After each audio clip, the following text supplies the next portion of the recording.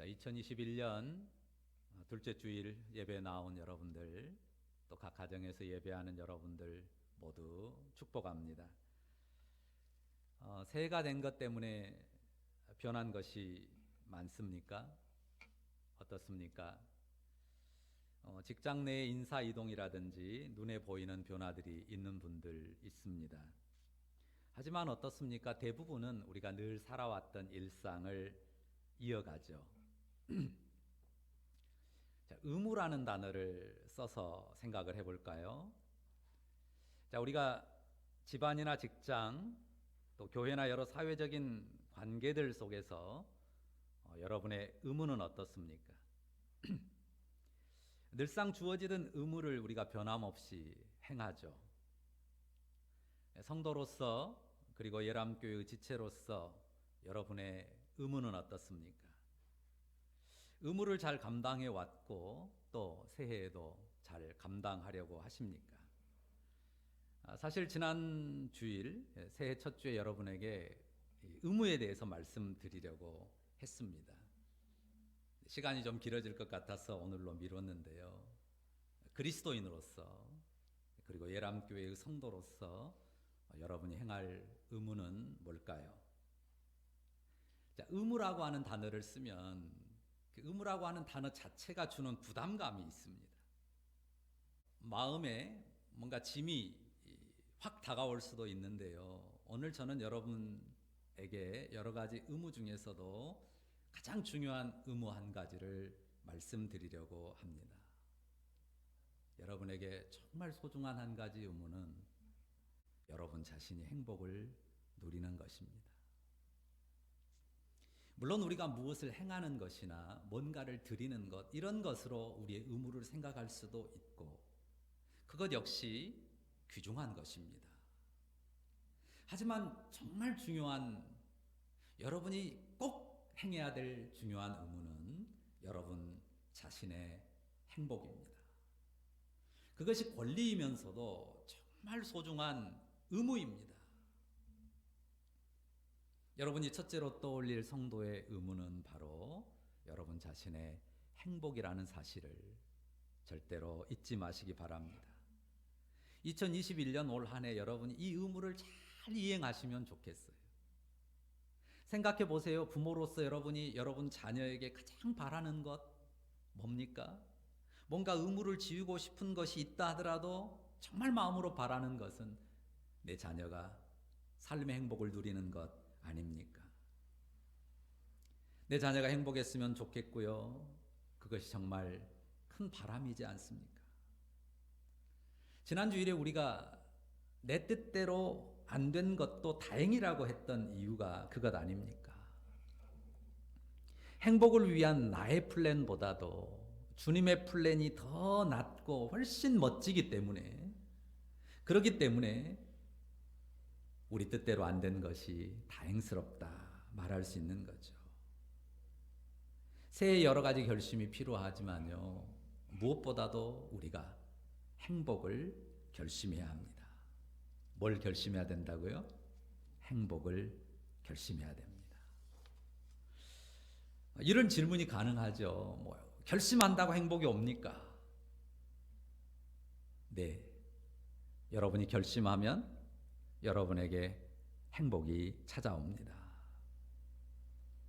만약에 주님이 이 땅에 오신 이유가 우리의 행복을 빼앗으려고 한 것이었다면 안 될 거예요.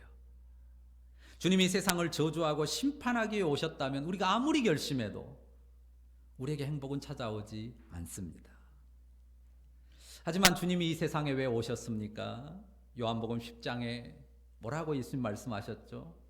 도둑이 오는 것은 도둑질하고 죽이고 멸망시키려는 것뿐이지만 내가 온 것은 양으로 생명을 얻게 하고 더 풍성히 얻게 하려는 것이다. 이렇게 말씀하셨습니다.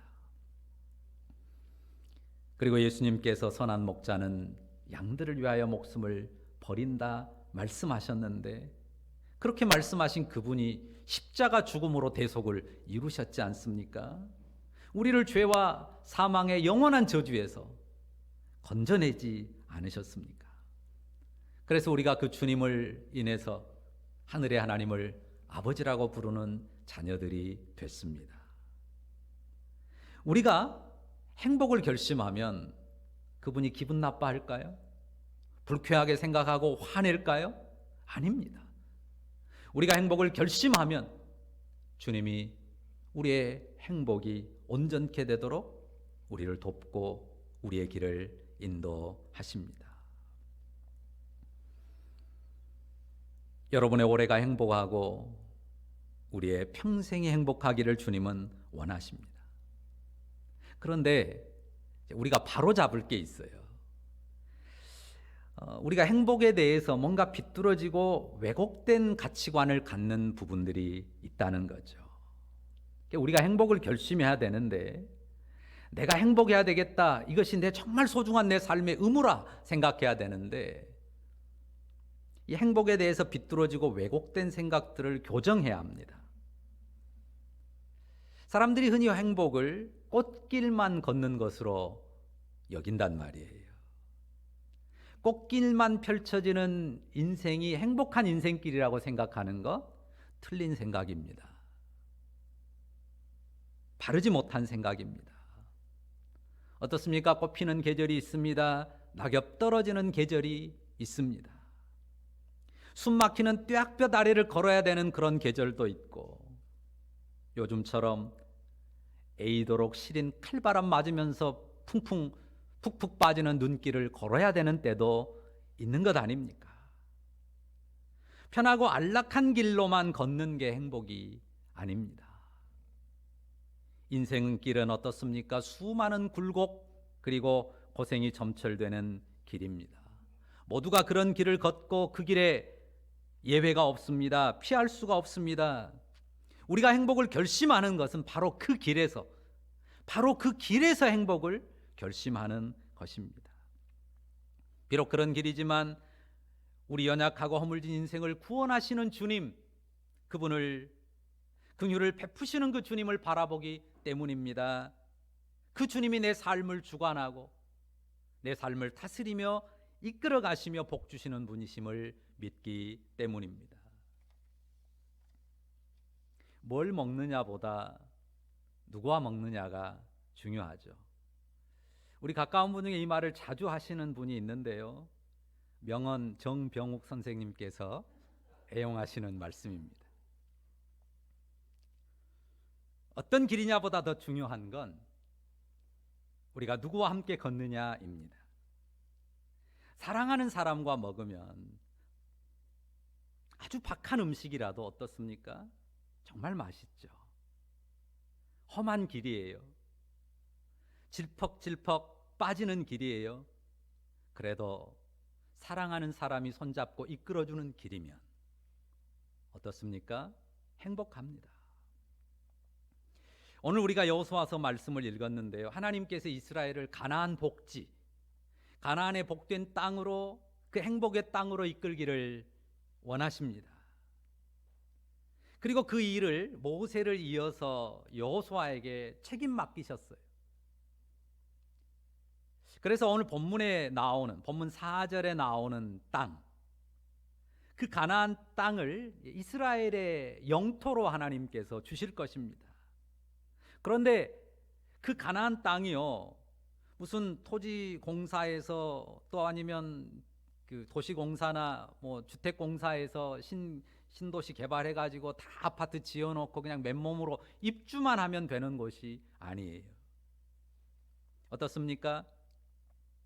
그곳은, 그 여호수아가 지금 서 있고 이스라엘을 이끌고 들어가야 하는 바로 그 자리는 40년 전에 이스라엘이 실패했던 자리입니다.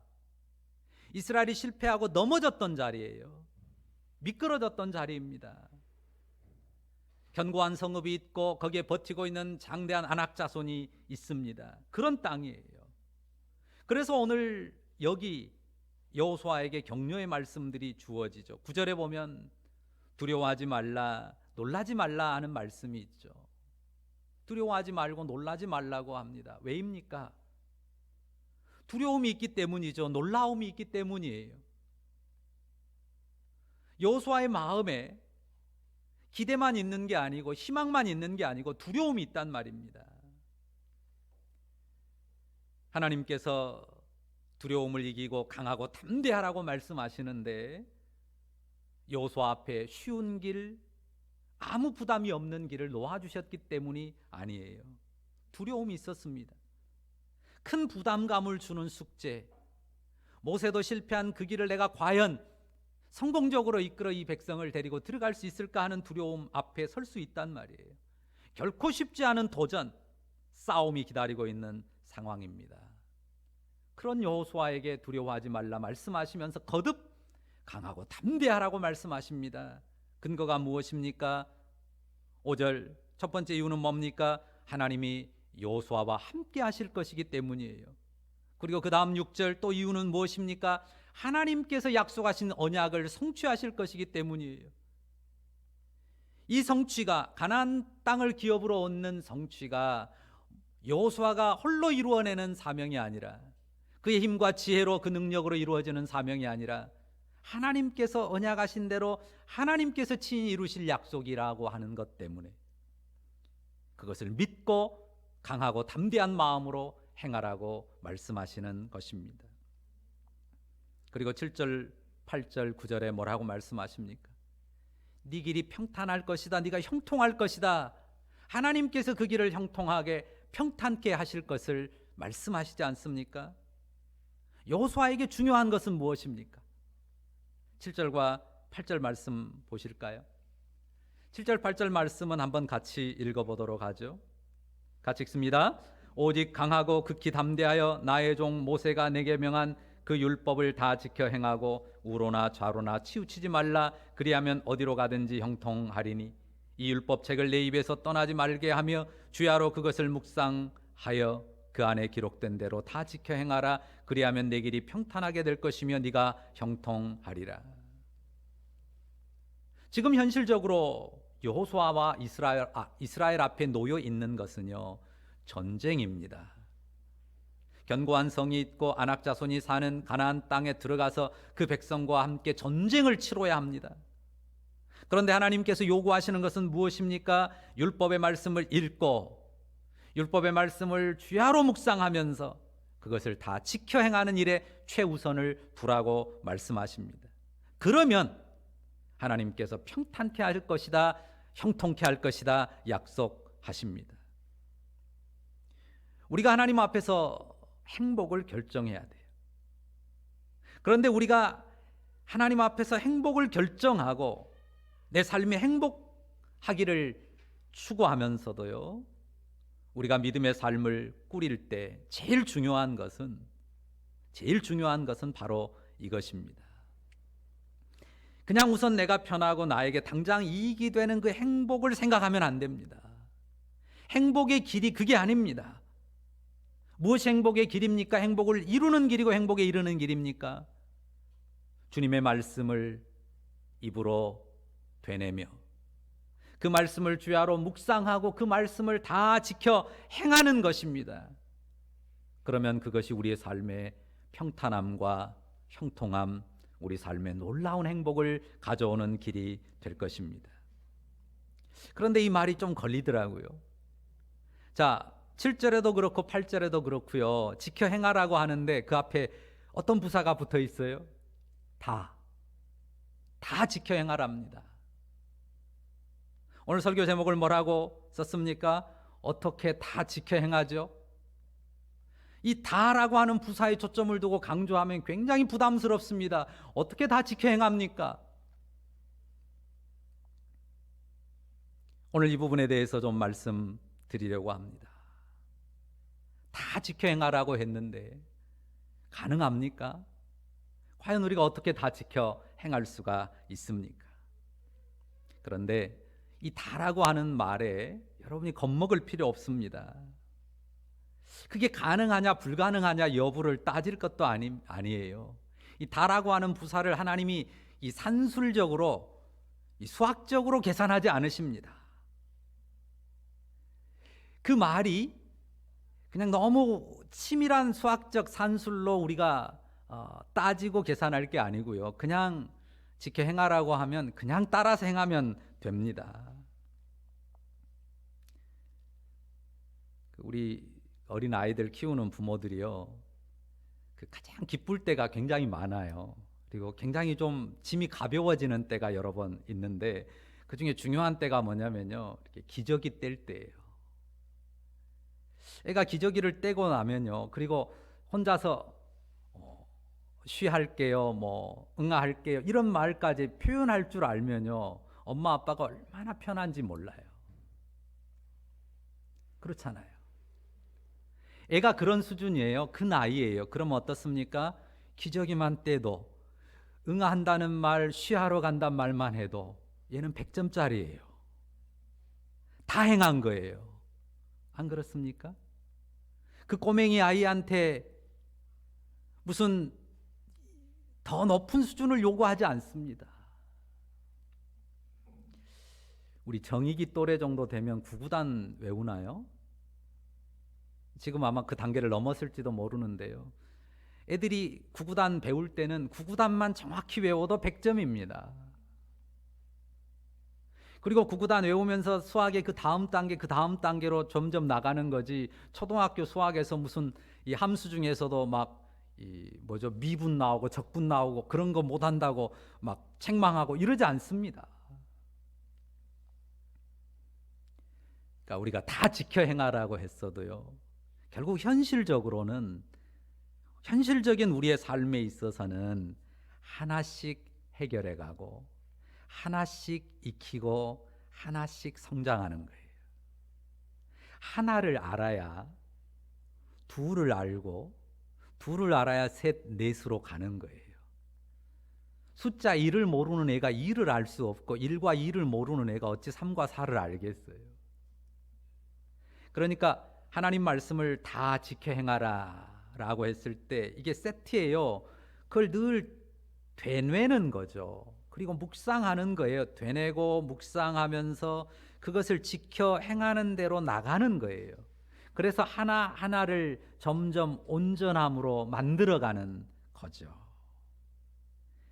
그러니까 중요한 거는 지금 내게 주어져 있는, 내가 지금 배우고 행할 바, 내가 묵상하고 행할 바에 집중하면 됩니다. 예를 들어서 신앙생활을 처음 시작하는 사람은 당장 매주 예배하는 것부터 습관이 안 돼 있어요. 그러면 그런 사람은 예배 생활 하나를 올 한 해 내가 잘 배워가고 익혀야 되겠다, 그 목표를 가지고 뜻을 정하고 그러면서 행복하게 하나님 앞에 살아갈 길을 우리 주님이 열어주시도록 그 목표를 정하고 나가는 것이 귀하단 말이죠.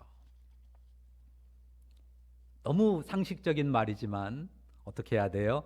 하나하나씩 해야 돼요. 차근차근 해야 됩니다. 제가 늘 말씀드리죠. 뭐부터요? 작은 것부터, 가까운 것부터. 어떻습니까? 가까운 것, 작은 것 쉽게 끝나고 쉽게 완성됩니까? 어찌 보면요, 너무 작고 너무 가까운 건데요, 너무 완성이 안 돼요. 여러분 삶에 그런 게 굉장히 많죠. 지금 내 나이가 몇인데, 내가 살아온 세월이 얼만데 왜 이런 작은 것 하나 내가 제대로 못하지? 왜 이게 작은 것 하나 온전히 이루어내지 못하지? 하는 것들이 너무 적습니까? 근데 그런 것들이 의외로 우리의 삶에 많습니다. 그래서 작은 거지만 작지 않고 가까운 거지만 결코 가깝지 않아요. 거기에 평생 끝나지 않는 노력을 이어가야 될 부분들이 있습니다.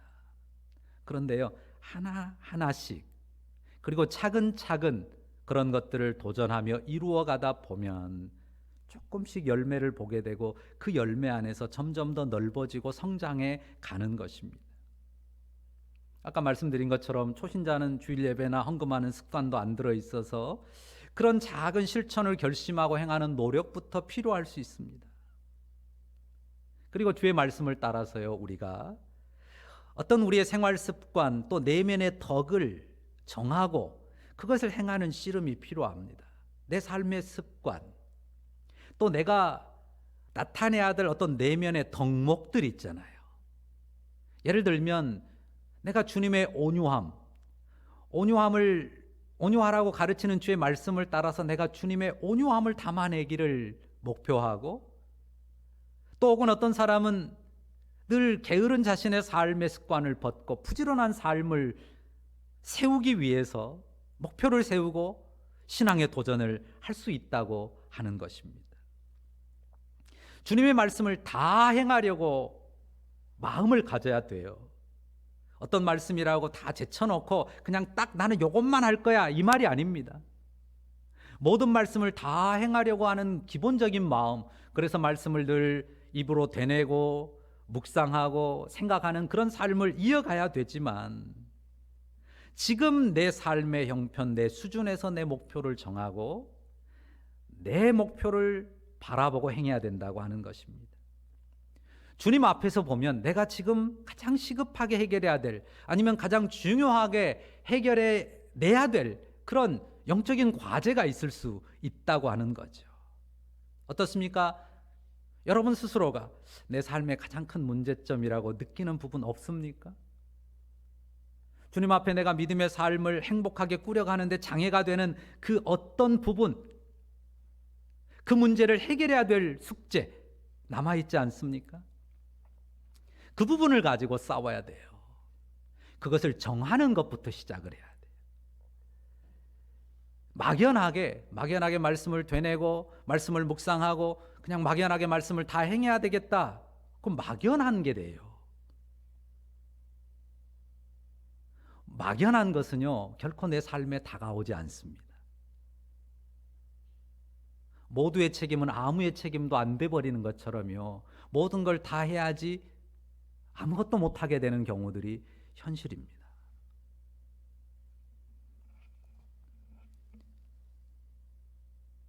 사람들이 이거를 피해요. 그러면서 말씀 따라 살겠다고 해요. 1년이 지납니다. 말씀 따라 사라진 게 있습니까? 또 그 자리예요. 발전이 적습니다. 그러니까 작은 것, 가까운 것을 구체적으로 붙들고 씨름하고 노력하지 않으면서 자꾸 많은 것들을 생각한단 말이에요. 그래, 도대체 하나님의 말씀을 어떻게 행하겠다는 것입니까? 뭘 어떻게 행해야 될지 향방을 잡지 못해요. 잘 몰라서 그럴까요?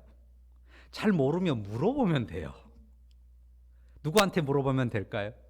내 가장 가까운 사람한테 진지하게 물어보면요, 너무 나를 잘 알고요 가르쳐 줍니다. 가까운 사람한테 내가 정말 주님 앞에 믿음으로 세워져 가는데, 내 삶을 세워져 가는데 어떤 모습이 변화되고 새롭게 되면 좋겠다고 생각합니까? 물어보세요. 조심하죠. 답하기가 조심스러워요. 근데 내가 정말 씨름하고 싶으니까 알려달라고 말하면요, 가까이 사는 사람, 내 약점을 가장 잘 아는 사람, 늘 나를 봐왔던 사람이 한 가지 이야기해 줄 게 있어요. 한두 가지 이야기해 줄 게 있죠. 모릅니까? 나와 함께 사는 내 옆 사람이 내가 뭘 변하기를 원할지, 내게 원하는 게 뭘지, 내가 주님 앞에 믿음으로 세워져 간다면 이런 모습으로 좀 변했으면 좋겠다라고 기대하는 모습이 뭘지 정말 모를까요? 근데 우리는 그 옆 사람은 다 알고 있고 내게 바라고 있는 바를 내가 늘 거부하고 받아들이지 않기 때문에 옆 사람이 말을 못하는 거예요. 안 그렇습니까? 여러분 입장을 바꿔놓고 생각해 보세요. 저 사람 좀 저런 모습 좀 변했으면 좋겠다. 새에 대해서 새 결심하는데 어때요? 저런 거 말고 좀 구체적으로 저거 하나 좀 바뀌려고 마음먹으면 안 될까? 근데 차마 말을 못하죠. 왜? 말하면 성질 내니까, 너나 잘하라고 하니까. 그런 게 제게도 있고 우리 모두에게 있단 말입니다.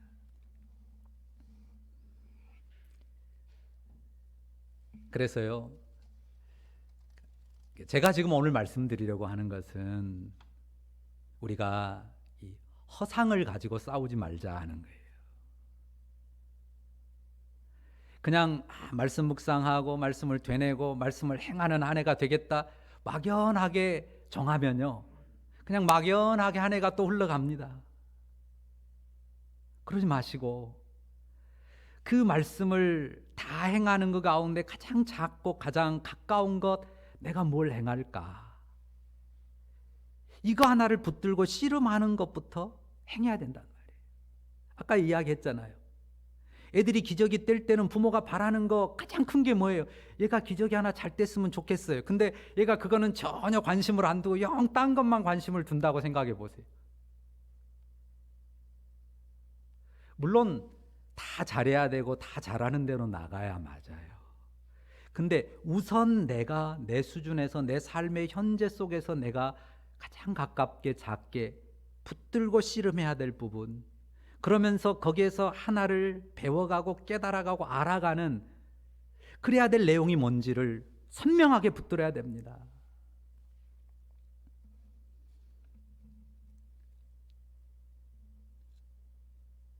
그래서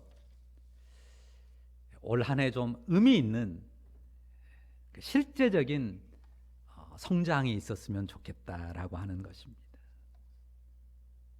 다 지켜 행하는 것, 우리가 물리칠 수 없는 중요한 목표입니다. 그런데 그 거창한 목표를 가지고 그 내 모습을 그냥 덮고 지나가는 위선에 빠질 때가 많아요. 말씀 앞에 부끄럽게 드러나는 데 가장 현실적인 모습, 여러 개 붙들지 마시고 하나 붙들고 말씀을 지켜 행하는 모습으로 바꾸어내는 씨름이 필요합니다. 다 지켜 행하라, 그러면 네 길이 평탄할 거야, 형통케 될 거야 했을 때 다 지켜 행해야 그렇게 된다면 우리의 삶에는 결코 평탄도 형통도 없고 행복도 없어요. 그런데요, 작은 말씀, 가까운 말씀 하나 내가 붙들고 내 삶에서 씨름하면서 정말 주님 바라보고 의지하면서 이루어내면요, 그 다음 길이 보여요. 그 다음 형통의 길, 그 다음 평탄의 길이 보입니다. 근데 내 가장 가깝고 작은 것 하나에서 내가 씨름해서 한 계단 넘어서지 못하면요, 뭔가 목표는 많고 계획은 많은데 안 보여요. 길이 늘 그 자리입니다. 정말 파이팅 해야 될 내 개인의 가장 현실적인 싸움, 그것을 설정하고 도전해야 됩니다. 자, 그러면 하나님께서 언약하신 1차 영역은 뭘까요? 누구일까요? 어디일까요? 그 영역은 바로 여러분의 배우자이고 여러분의 자녀이고 여러분의 가족입니다. 1차 영역이에요. 고린도전서 7장에 뭐라고 말씀했습니까? 믿지 않는 아내라도 남편이라도 그 아내로 인하여 그 남편으로 인하여 거룩해 된다. 너희 자녀도 그렇게 된다 라고 말씀하신단 말이에요. 그러면 나로 인해서 내 아내가, 내 남편이, 나로 인해서 내 자녀가, 나로 인해서 내 형제들이, 나로 인해서 내 가족들이, 집안의 친척들이 거룩함의 빛을 받아가고 있는가? 결코 덮어놔서는 안 되고 밀어놔서는 안 돼요. 근데 왜 덮어놓고 밀어놓습니까? 제일 힘들거든요. 가장 어렵습니다. 남들은요, 어쩌다 한 번씩 만나는 남들 앞에 웃어주는 건 쉬워요. 그냥 웃어줄 수 있어요. 근데 늘 내게 마음의 상처를 남기고 있는 그 누군가, 그 가까운 사람 앞에 서서 내가 주님의 마음을 가지고 웃어주고 품어준다고 하는 일은 대단히 힘들고 어렵습니다. 가장 중요한 영역에서 주님의 말씀을 따라서 행하는 씨름 포기해서는 안 됩니다. 제가 칼럼에도 썼는데요, 좀 생각하면서요, 우리가 선한 싸움을 잘 싸워 가야 합니다. 그리고 긴 말씀 드리지 않겠습니다. 제가 계속 반복해서 말하잖아요. 무엇이 기본이라고요? 웃음이 기본이에요. 웃음이. 주님이 항상 기뻐하라 하셨잖아요. 주님의 말씀, 항상 기뻐하라는 말씀, 항상 기억하고 되뇌며 생각하면서 묵상하면서 그 말씀을 내 표정 속에, 내 입술 속에, 입술 안에, 내 모습 안에 담아내야 된다는 거예요. 그러니까 예를 들면 구체적으로 정해야 돼요. 내가 늘 웃고 항상 기뻐하는 그 믿음의 삶을 주님 앞에 행하기 위해서 하루 2번, 최소한 하루 2번 웃는다. 아침에 거울 보고 1번, 저녁에 거울 보고 1번 반드시 웃는다. 나도 웃고 그리고 내 자녀에게도 웃음을 요청하는 거예요. 나도 반드시 너를 하루에 3번은 칭찬해 줄 테니 너도 엄마에게 아빠에게 하루 2번, 3번 꼭 웃어주라. 이렇게 말할 수 있잖아요. 행복은요, 앞에서 행복을 말했지만 행복하기로 결심했으면, 그리고 우리 주님 앞에 결심하면서 우리가 가장 작은 그리고 가까운 영역에서 가장 실질적인 내 내면의 덕을 이루는 싸움, 내 삶의 습관을 변화시키는 싸움, 그 투쟁 이어가는 것을 통해서 행복이 내게로 다가옵니다. 우리가 말씀을 실질적으로 행해보면요, 뭔가 한 가지를 정말 붙들고 씨름해보면 가장 먼저 깨닫는 게 뭡니까? 정말 어렵습니다. 생각하면 쉬운데요, 왜 그 사람 앞에 서면 안 되냐고요. 왜 그 상황 앞에 서면 안 되냐고요. 정말 어려워요. 어렵습니다. 쉽지 않습니다. 실패를 반복하고 그리고 또 스스로에게 실망합니다. 별것 아닌 것 같은데 정말 안 된다고요. 그러니까 우리가 주의 말씀 작은 거 하나 붙들고 실제적으로 행하기 위한 씨름 노력하면요, 가장 먼저 발견하는 거는요, 안 되는 나예요. 왜 난 이렇게 안 될까? 실망스러운 나입니다. 근데 그게 시작입니다. 그런 나를 격려하시고 그런 나를 토닥여 주시는, 그런 나에게 힘 주시는 그 주님이 내게 은혜를 베푸세요. 우리가 포기하지 않고 주님 행복하겠습니다. 주님이 주신 행복을 향해서 내가 도전하며 나가겠습니다. 이 부분 씨름하겠습니다. 주님 도와주십시오. 우리가 기도하며 나가면 사랑의 언약으로 부르신 주님이 그 언약의 삶으로 나를 이끄세요. 그게 은혜입니다. 그래서 우리가 그 씨름의 과정 속에서 주님의 은혜를 더 알게 돼요. 정말 안 되는 나인데 계속해서 도전하게 하시고 씨름하게 하시는 그 주님 바라보면서 주님의 은혜를 배워간단 말이에요. 그래서 사랑을 배우는 거고요, 그 사랑을 누리는 것입니다. 정죄하지 아니하시고 여전히 소망을 품고 나를 격려하며 기다려주시는 하나님의 마음을 배우는 거예요. 말씀을 듣고 묵상하며 행하는, 그리고 그 말씀을 행하는 데 있어서 다 행해야 되지만 작은 거 하나 붙들고 씨름하면서, 그러면서 그 과정 속에서 우리가 목표하는 건요, 내가 이만큼의 도덕적인 성취를 이루어야 되겠다는 어떤 목표를 향해서 목표를 이루면서 나를 성취하는 게 아닙니다. 오히려 그 과정은요, 주님의 은혜 안에 사는 법, 부족하지만 넘어지지만 연약하지만 주님 은혜 붙들고 포기하지 않고 주님 사랑에 안겨서 주님 사랑 의지하면서 나가는 그 은혜의 삶을 살아가는 과정이에요. 그 성취가 목표라면요, 나는 이 정도밖에 성취 못했고 또 이 정도밖에 성취 못했고 이것밖에 못 이루었으니까 늘 도덕적인 실패 속에, 실패감과 좌절 속에 살아갈 수밖에 없죠. 주님은 우리에게 그런 율법의 멍에를 매신 게 아니에요.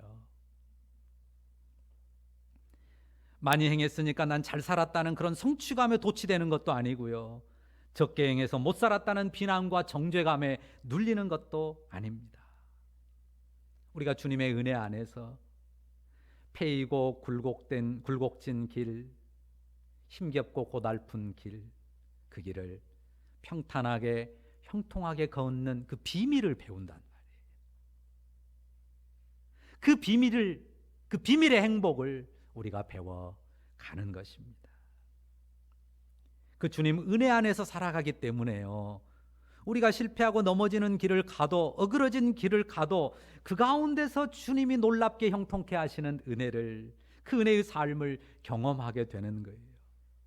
2021년이, 지금 예배하는 여러분 2021년의 삶이 그렇게 행복을 지지고 볶는, 그렇게 행복을 경험하고 누려가고 쌓아가고 나누어가는 그런 여러분의 삶의 과정이 다 되시기를 간절히 바라고 축원합니다. 기도하겠습니다. 사랑의 주님, 오늘 우리에게 귀한 말씀 주시고 도전 주셔서 감사합니다. 2021년 우리가 새해를 계획했고 또 벌써 10일을 보냈는데, 하나님, 우리의 삶이 그냥 막연하게 주님의 말씀을 생각하고 그 앞에 행하지 않기를 원합니다. 말씀을 되뇌고 주야로 묵상하면서 그 말씀을 지켜 행하되, 작은 것, 가까운 것, 가장 현실적인 내 삶의 변화를 위한 숙제, 내가 쌓아야 될 덕목을 이루기 위한 영의 싸움 정하고 싸워가면서 그 과정이 주님과 함께하는, 주님 은혜 안에 사는 행복의 길, 행복의 과정이 되도록 행복을 만들어가는 우리 모두가 되게 하여 주옵소서. 그래서 내가 행복하고 내 가까운 사람들이 행복하고 우리 집안이 행복하고 우리 교회가 행복하고 우리 사회를 행복하게, 이웃을 행복하게 하는 우리의 삶이 되게 하옵소서. 주 예수님께서 선하심으로 주 예수님이 우리를 향해서 행복의 뜻을 정하셨으므로 능히 그 길에 이를 줄을 믿고 감사를 드립니다. 예수님의 이름으로 기도합니다. 아멘.